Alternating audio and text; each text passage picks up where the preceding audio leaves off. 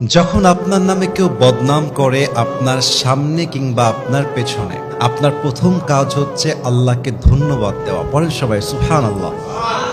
কি সুন্দর কথা আল্লাহ তাআলা বলছেন, খুব খেয়াল করবেন। আল্লাহ বলছেন, সবর ধারণ করো তাদের কথার ব্যাপারে যারা তোমার ব্যাপারে বদনাম করে। এর কারণ আমি আল্লাহ জানি তারা যা বলছে সত্য নয়, বরং তুমি হচ্ছ আসল সত্যবাদী। তুমি সেই অন্যায়টা করো নাই।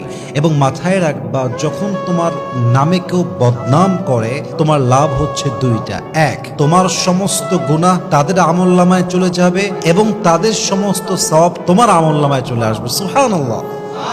তো যারা বদনাম করবে তাদের জন্য আপনি আফসোস করবেন যে ইস রে, আমার ভাইটা বোঝে না, আল্লাহ আমার ভাইকে তুমি হেদায়াত দান করো। কিন্তু মানুষের বদনামের জন্য, অন্যের চরিত্র নষ্ট হওয়ার জন্য নিজের চরিত্র নষ্ট করা, এটা বোকামি ছাড়া আর কিছুই হতে পারে না, ঠিক কিনা বলেন? অতএব আজ থেকে বদনাম করলে নারাজ হবেন না, মন ছোট করবেন না, ভরসা রাখবেন এক সত্তার উপরে, তিনি কে?